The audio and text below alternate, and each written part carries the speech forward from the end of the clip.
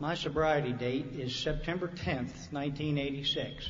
If I don't take a drink for 3 more days, I'll celebrate 20 years of sobriety.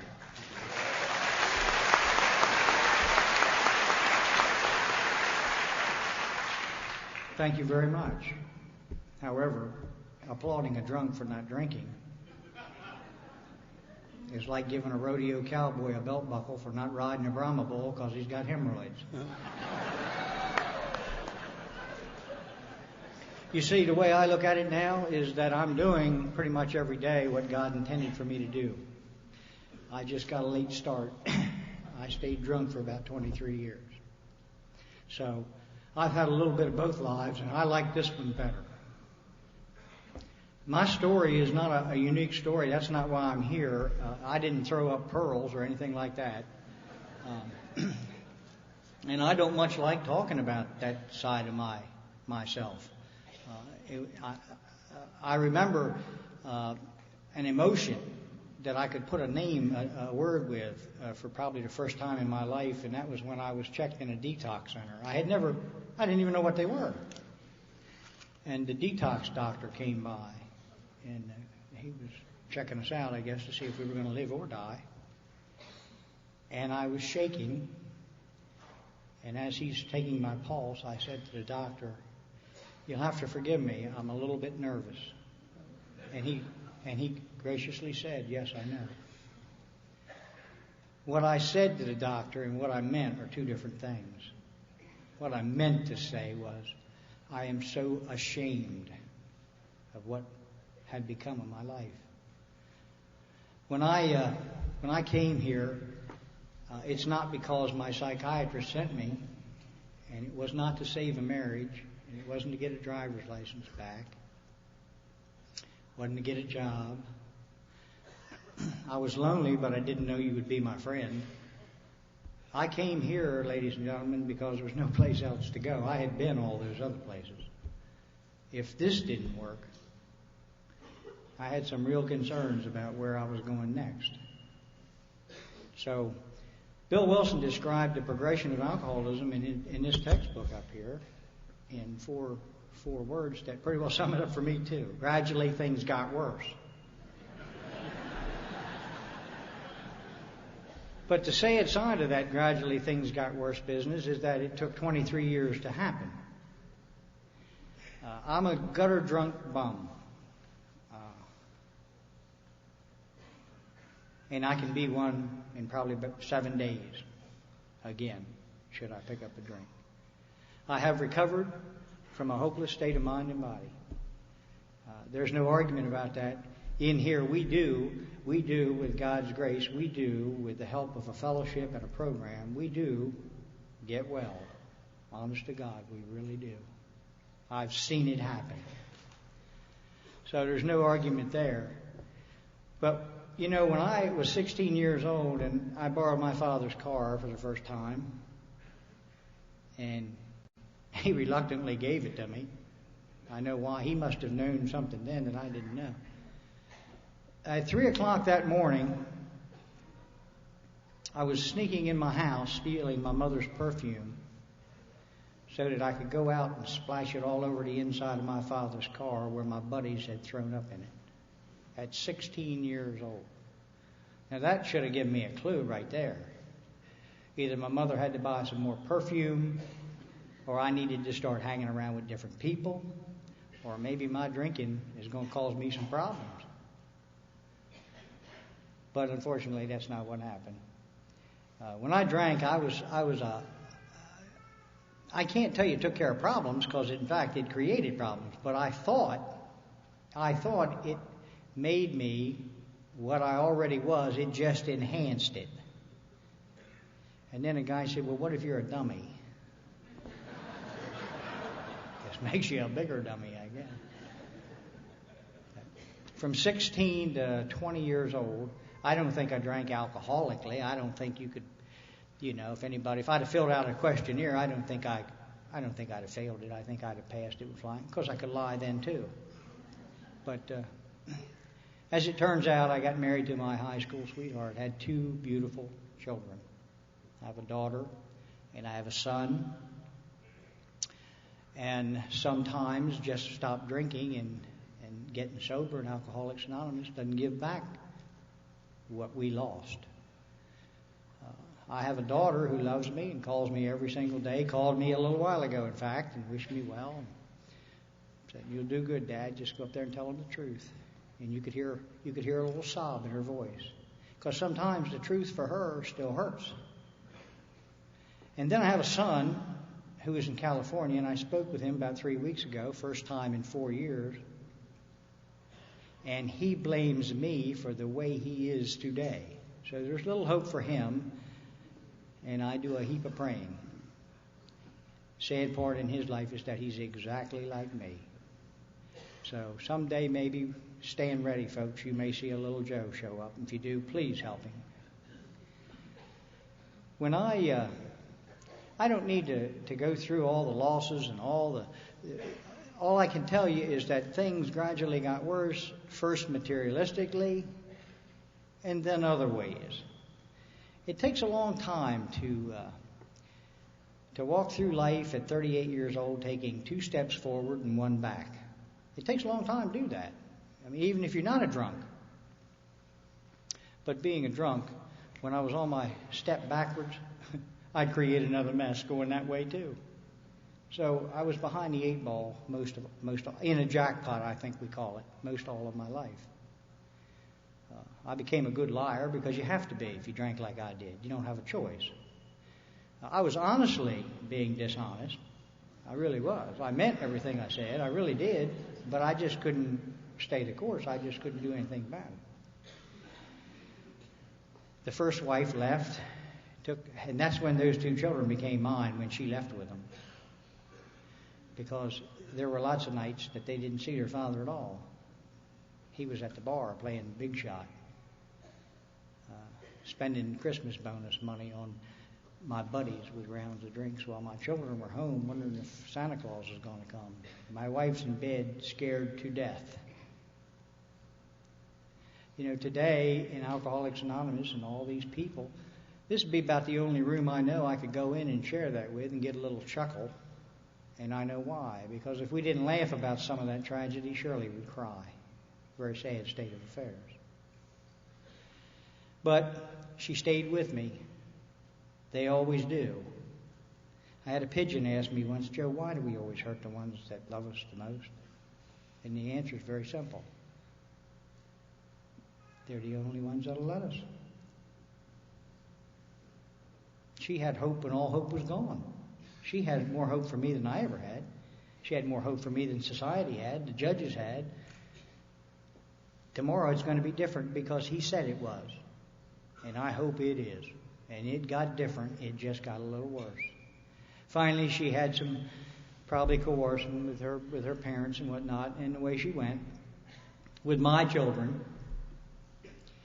And, of course, now I've got a resentment. I didn't know what they were then. And I hung on to that for 20 years. And it almost killed me. She was the reason I was like I was. And I really didn't know what I was taught. I didn't know, what is it that I am? I just drink a little bit. I mean, I'm a great... I could oblige myself with anything I wanted to say and believe it. And when you didn't, I became very angry at you. This first wife, I had her that close to going to see a psychiatrist. Now, ladies and gentlemen, she's hanging in there for the course, isn't she? She has hope when all hope was lost. She's gone, and I'm out drinking now, and it's, after all, now I'm free. I'm single. I have no responsibilities. Ladies and gentlemen, I didn't have any responsibilities before. I wasn't much of a father or a husband. And then somehow I never was arrested for disorderly conduct. Somewhere always the cops would write drunk and disorderly. Now that should give you a little sign, but I never got to see the paperwork. So, and as it progressed, and it did, it's a tragedy that when you wake up in the morning and you're in a cell somewhere and you have to wait for the policeman to come to the cell to say, "Good morning, sunshine." So you can look at his or her badge or her arm patch or his arm patch to see what town you're in. Do you see what I'm talking about, how we laugh about that? Normal people don't live like that. That's the way I lived. So we get out of one jackpot and get into two more, and it just progressed down. Hadn't seen my children in years. Child support was a joke. How you get child support out of a drunk? A roaming drunk. It's a tragedy is what it is for my children and my wives and the people I hurt, my mother. My father didn't have to see any of this because shortly after the perfume issue, he was diagnosed with cancer and passed away when I was 16 years old. So he was spared the embarrassment of a drunk son. But my mother was not. These people were good folks. My dad was a hard worker. My mom worked by his side. They sent my sister and I to school with lunch money every day. I could tell you where my father was if I had a watch. I knew exactly what he was doing. He had some values and virtues that were good. I know because I saw him. I lived with him. I know what they were. I just couldn't get there, ladies and gentlemen. I had to stop by the bar and have one with my friends, with my boys. One. I stop in and have one. I worked all day. I deserve it. What's wrong with that? And you know what she's going to do when I get home anyway. I might just well stay and have 3 or 4. I don't know. You do that long enough, you believe it. And then the next morning, when you wake up, you do that and wake up at the same address until the address changes. That's what happens. That's what happened to me. I'm going to rush through this because I want to spend time on the good side of this thing. Ladies and gentlemen, I lost 2 houses on the same street in Dover, Delaware. 2 houses on the same street. Can you believe that? I lost more houses than that, but I lost 2 on the same street. The second of the 2 on the same street, I was in the house on the couch, passed out, and they were having an auction out front.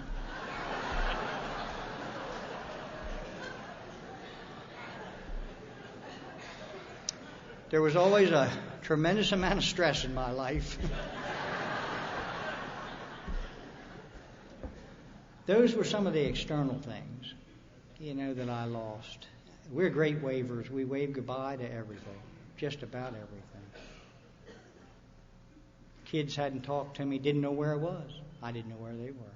Of course, my ex-wife, she's hoping she never sees me again.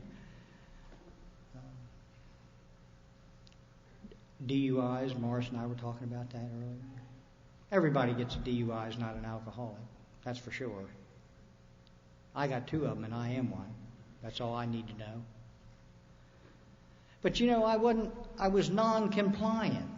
I had some, what's it called, antisocial behavior going on or something.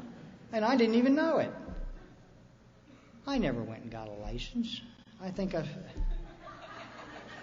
I found out quickly, you only need a license when you get stopped. And I could play the numbers a little bit, and it rarely happened. So I'll deal with it when it happens. And that's what I did.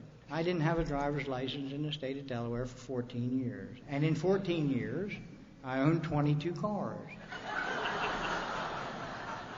And the reason I own 22 cars is because I can't get them inspected. They don't have insurance, and when the tag expires, the car goes to the junkyard. So my concern is not how many miles it has on it or how much are the payments or is it the right color. It's how many more months do you have on that sticker? Because I'm not changing it over in my name. I can't. And I'm tired of walking. And that's not the way my father did it. I never saw my dad do that. I don't know what happened. What does the book? Our book talks about our descent downward as pitiful, incomprehensible demoralization. That's a dressed up bunch of words for a gutter drunk, useless piece of crap. And that's what I was. But I hung on. I'm very thankful that that my bottom was where it was, because had it been any higher, I would have drank again. And I'm almost certain, had it been any lower, I wouldn't be here today. I believe that we have a window of opportunity to get sober. And I'll tell you when it is. I don't know how long it is. It's right after our last drink and just before permanent insanity or death. And I don't know whether that's a week, a month, or 20 years. But that's the window of opportunity that we have to get sober. And thank God when that time came, everything was in place. They wrote it down for a guy like me. And then they put some people in front of that literature who had read the literature and put it in their lives. So I not only could read about it, I could see it. Proof positive. All doubt was taken away. Here are some of the things that I lost that you can't buy with money. Human dignity. Freedom. Not jailhouse freedom. Freedom from inside. The things that God gave me at birth and that I bargained with and bartered with and lost. Now, when you wake up and you're 38 years old, you can't even kill yourself because the vacuum cleaner hose is that much short of making that back window. Isn't that something? Can't even kill myself. Isn't it a shame that when you wake up in the morning, you don't thank God for another day?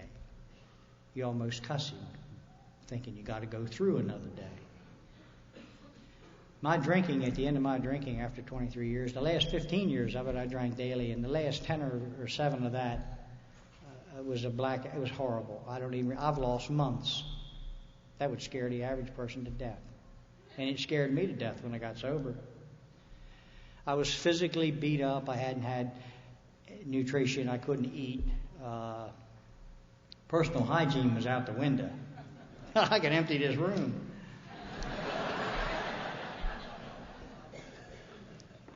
I was an empty shell of a human being is what I was. You could look right through my eyes, right into my eyes, and you could see the spiritual rot that occurs when you're a page 21 drunk like I was. I'm a real alcoholic, and it ain't getting no better. And I don't even care anymore. So, as it turns out, I come to Alcoholics Anonymous September 10th, 1986. And I don't know, there's a few people older than I am in here now. And the little brown bags that the Acme Market used to give you with the waxed handles, they gave you those bags to carry canned goods in because the bottoms would fall out the others. I had one of those bags. I was real proud of it. That was my luggage. And I kept it. I'm glad it had those handles on it, too, because it kept me from losing it. Everything I owned was in that brown paper bag. I was 38 years old. I was homeless.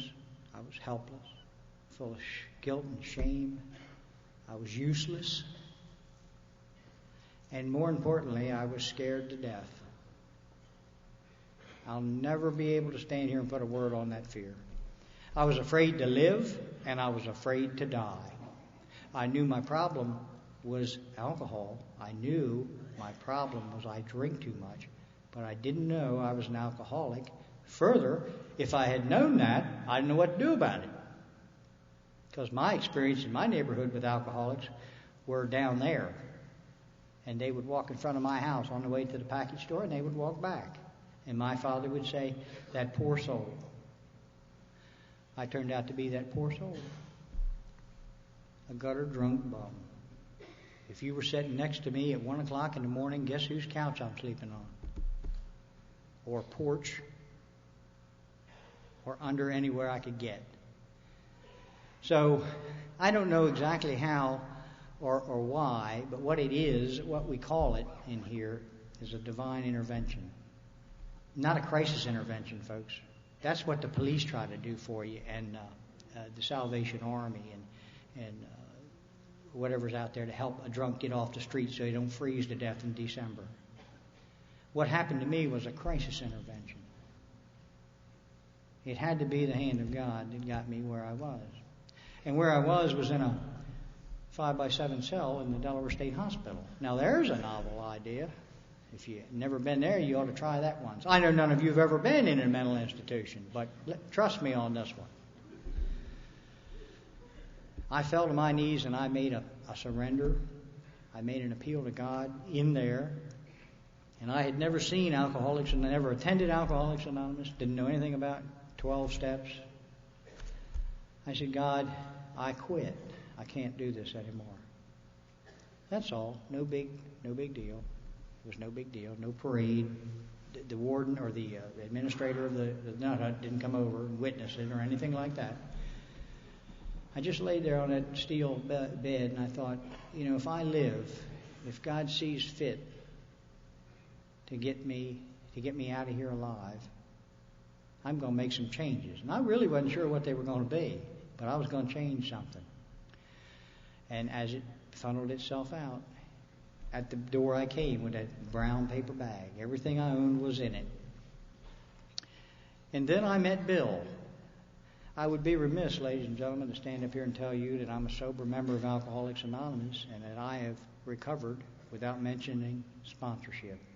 That is the missing link today. Sponsorship. I met Bill. Bill was my sponsor. He told me he was my sponsor. That's how he was my sponsor. He told me he was. And how he became my sponsor was kind of interesting too. I didn't know how they did it. And he told me that they drew straws and he lost. And I didn't know the importance of that either. But nonetheless, Bill was my sponsor.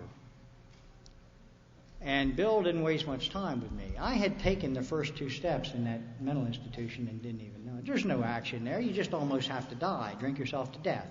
And then just whatever happens, a moment of clarity, that's a real nice way of saying, I came to, or something. And I said, geez, I got to do something. I quit. And I was coming to believe then. I didn't know it. Second steps talks about came to believe. When I got here, I wasn't a real big believer. I'll tell you that right now. I believed you could do it because I saw you. But I wasn't sure it was going to work for me, and I was scared to death of that. I really was. I was very scared. So Bill and I, we began this wonderful journey down the 12-step rocky road. And I didn't have time to argue or to debate. I wasn't sent to the 3rd step meeting for 6 months and then we'll come back and talk about it. That's not what happened.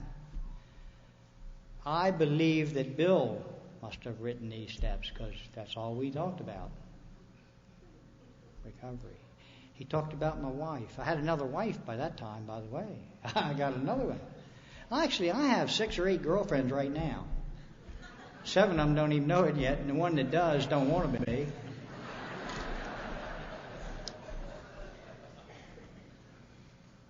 Bill got on his knees. He was a big, grufty guy. He had been at sea. He was a merchant marine. He'd been at sea for 20 years. He looked much like I did, only bigger and uglier. And he was older. And that man got on his knees and began to pray with me.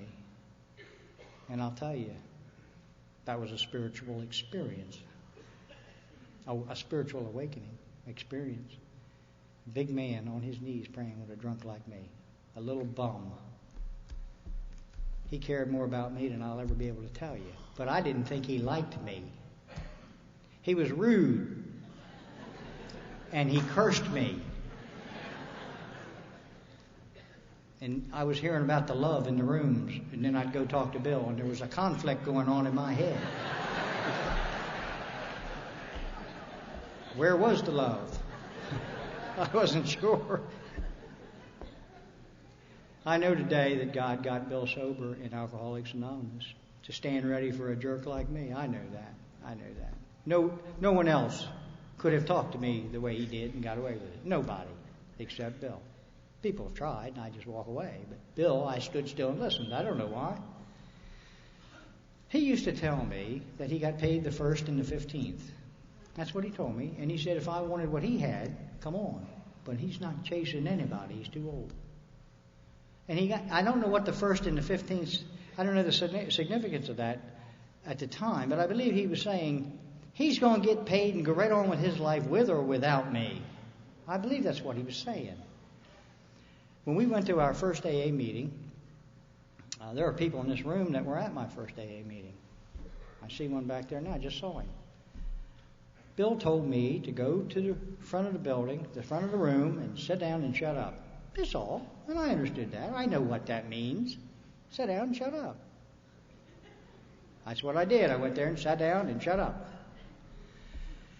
I wanted to say something. I really did. But I didn't know what to say. I didn't want to embarrass myself or Bill. And I surely would have had Bill not been there.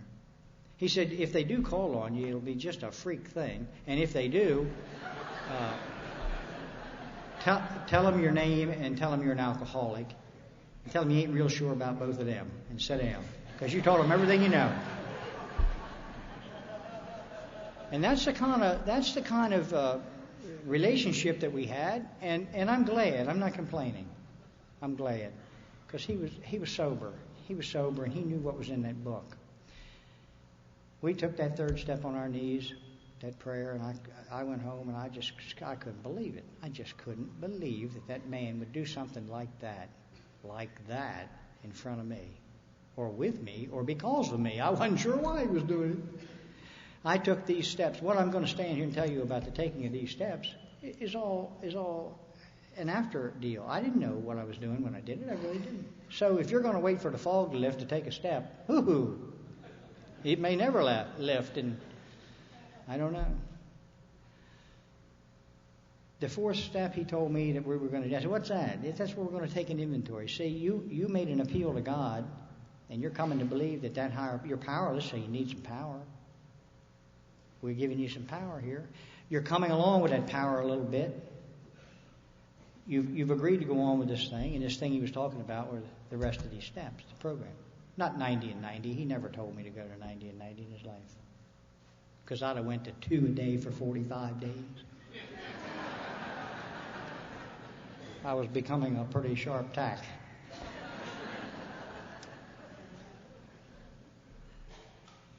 He said, you want to go on with this thing? And I said, yes. Good. 4th step. Boom. Wait a minute, Bill, I need time to catch my breath. Well, you haven't done anything yet.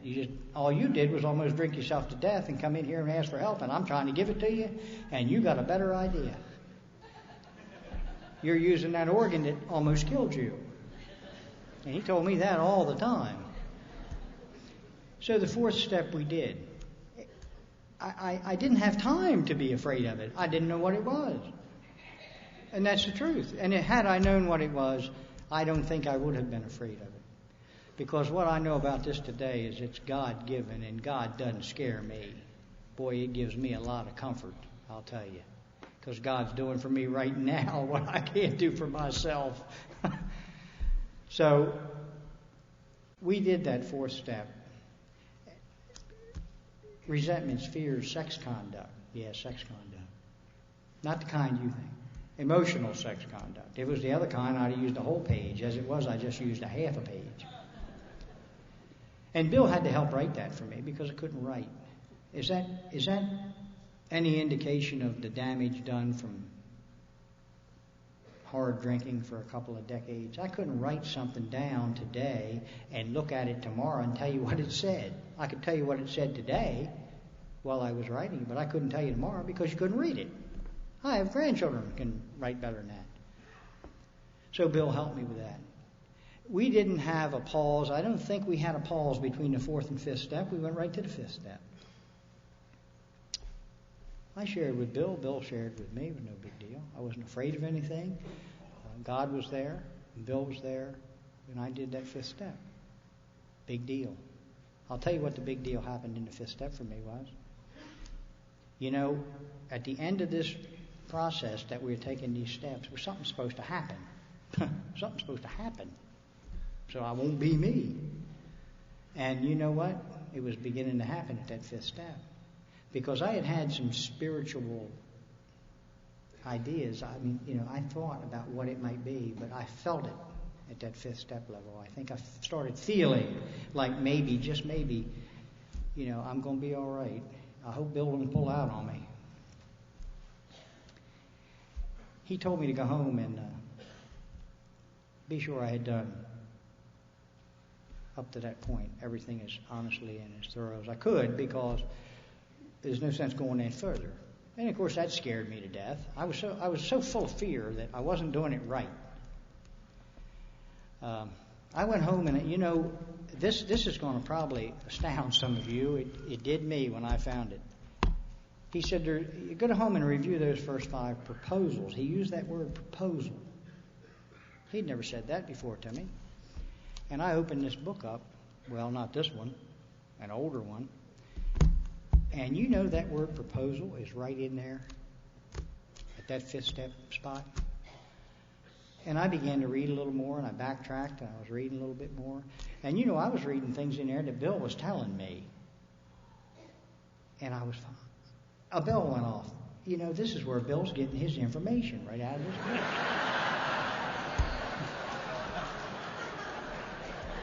And to tell you the truth, I was a little disappointed. I never shared that with Bill to this day, and he's not with us anymore, but he never knew that. So I just pretended I didn't know where he was getting his information. The 6th and 7th step. Have you ever heard anybody in an Alcoholics Anonymous meeting say, "I have identified my shortcomings, but I want to keep them"? I have. Or I just want to keep those 2. And they seem to be the worst 2. I can't for the life of me figure out why anybody would do that. I was so ready and willing to get rid of these things. I want it done now. Yes, I'm ready. I know what they are. I have cleaned the house that God's going to come live in. Why in the world do I want to keep the things that are going to block me from Him? And if that happens, surely I'm going to drink again, and I'm scared to death. Now, this is all happening in a matter of 6 months. I mean, we didn't have any hiatus time. I didn't have a vacation time. I didn't get to go to the Alps and ski and come back, and we stayed right the course here. And thank God we did. I went to a meeting in Dover, chapter 2, the agnostic in the book. I didn't know what an agnostic was. But I thought this was kind of nice, and they were talking, and there were some pretty girls in there, and the pretty girls were talking about being agnostic, and I'm listening, and I'm thinking, well, maybe I ought to be one of them. So I get home by 9:45, and now Bill lives in Newcastle County, which is the northern end of Delaware, and I'm all pumped up. I want to talk to him about this thing, because I might very well be an agnostic, and that's important he know that. So I should have never done this. I called my friend Bill, and I said, "Bill," and a sigh, one of those. I woke him up. I know I did. I said, I just left a meeting in Dover, and the topic of the meeting was agnostic. And Bill, I think I am one. Phone went dead. He said, "Well, I guess what you're going to have to do, and I want you to do it before you go to sleep tonight, is you're going to figure out if you want to be a drunk agnostic or a sober agnostic." See, there was no game playing going on. Remember, I came to you, bag and baggage, and now I'm looking for a way out.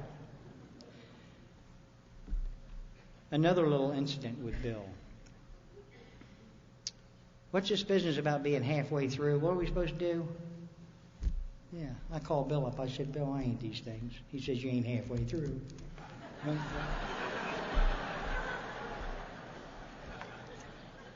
It's amazing to me, and I've had an opportunity. I've been sober long enough now to work with others. It's amazing. I didn't understand when Bill said, "Son, you're helping me much more than I could ever help you." I had no idea what he meant. I thought like every other alcoholic. Jeez, ain't I great? He probably does need some help.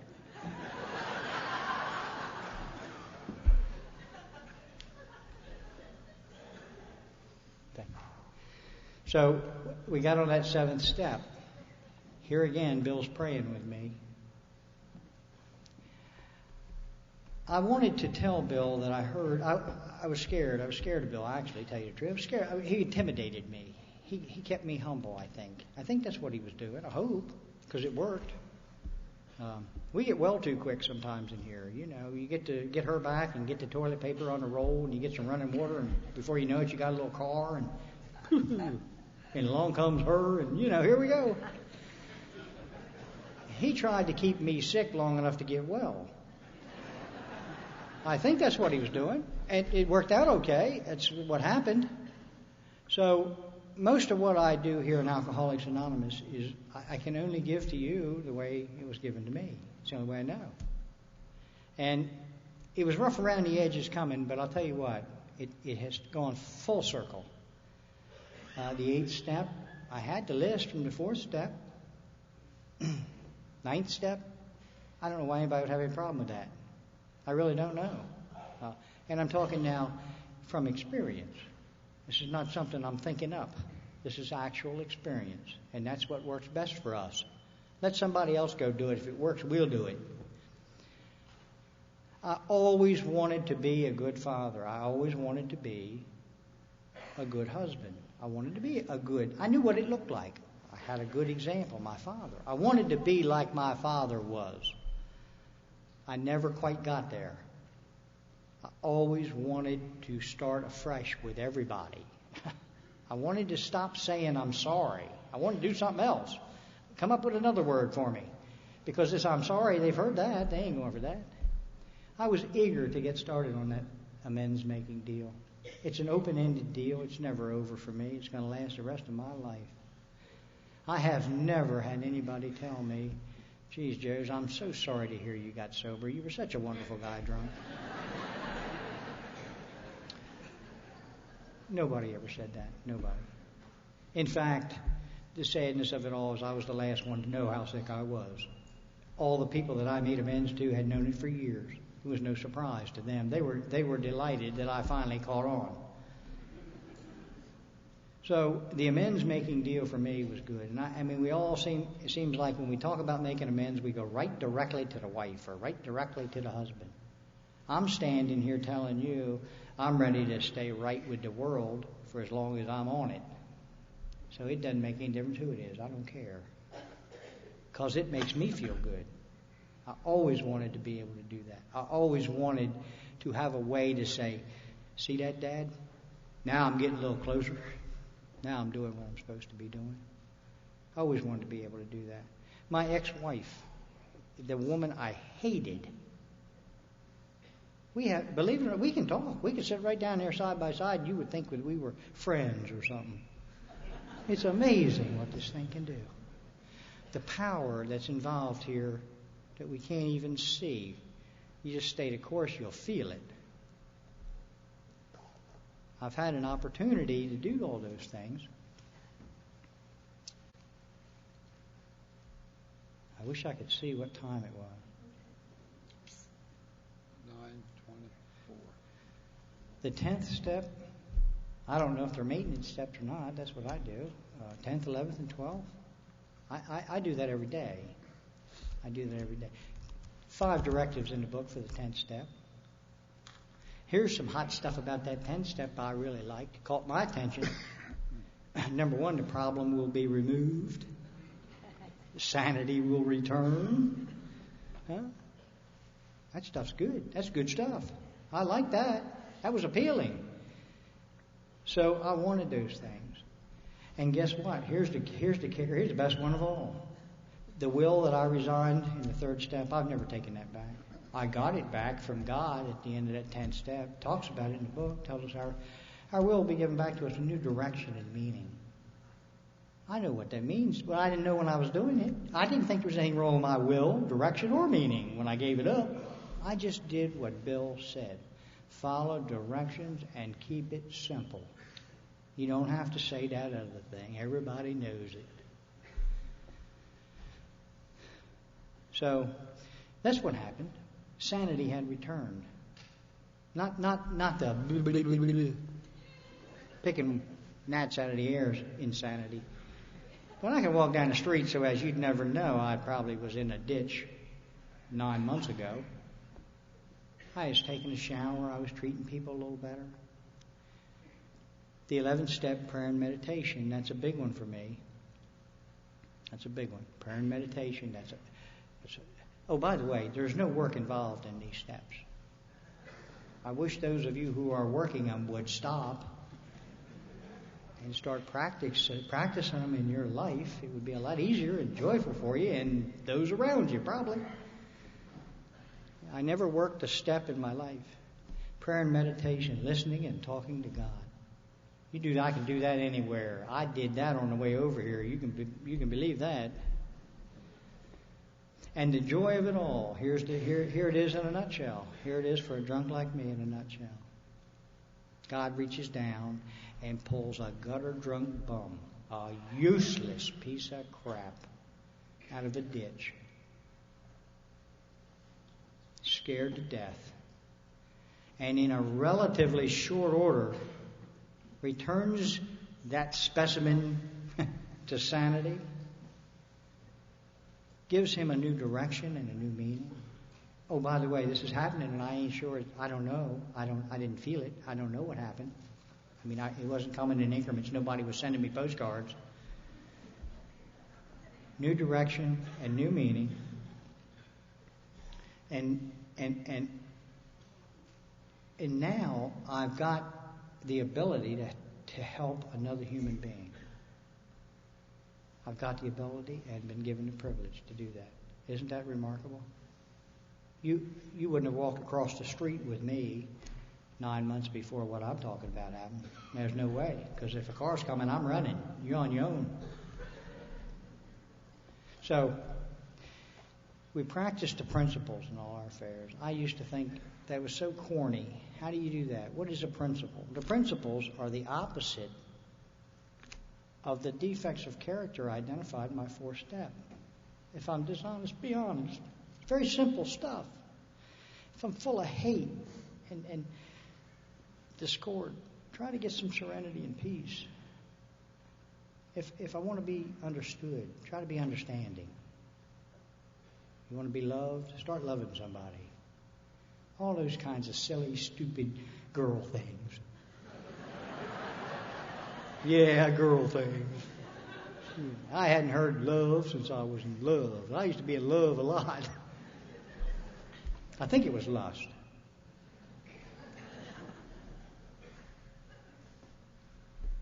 He takes a drunk like me and puts me on earth after he has revived me and turns me loose on you. Isn't that something? The sickest of the sick. I read that somewhere in another book. Ooh, scary stuff. I've only been a very short time in the 20 years, almost short of 3 days, that I've been sober in Alcoholics Anonymous, without a pigeon or 2 or 3 or 4. I've only a relatively short period of time. I believe, because I've experienced it, that, if you want immunity against that next drink, intensive work with another alcoholic will do it. So I try to find somebody with fresh puke on them at every chance, at every corner, everywhere I go. I really do. I really, really do. Here's the 12. Here are the principles in Alcoholics Anonymous. If you took those principles and if you poured them in the top of a funnel, and when they came out the other end of that little hole in the bottom of that funnel, what it would mean as it's transposed itself in my life would be simply to care more about you than I do me. Now, ladies and gentlemen, for average, normal to run folks, that's an easy job. But for a guy like me, I'll spend the rest of my life trying to do that. Some days I do it better than others. But I always, always ask for His will every morning. And I have been given that. You know how I know? Because I woke up sober this morning, way away from my house. I could have drank. Nobody would have known. But I didn't think about that. I thought maybe, just maybe, I hope to God I say something here tonight to help somebody. That's so out of character for a guy like me, isn't it? I have had an opportunity to live 2 lives in one lifetime. If there's anybody here tonight that thinks maybe this won't work for them, stay around after a while. Find these people with shiny eyes that look and smell clean and ask them what they're doing. They'll tell you because they need you. And if you don't think God will help you, just ask Him. Just ask Him. Thank you for listening. Good night and God bless.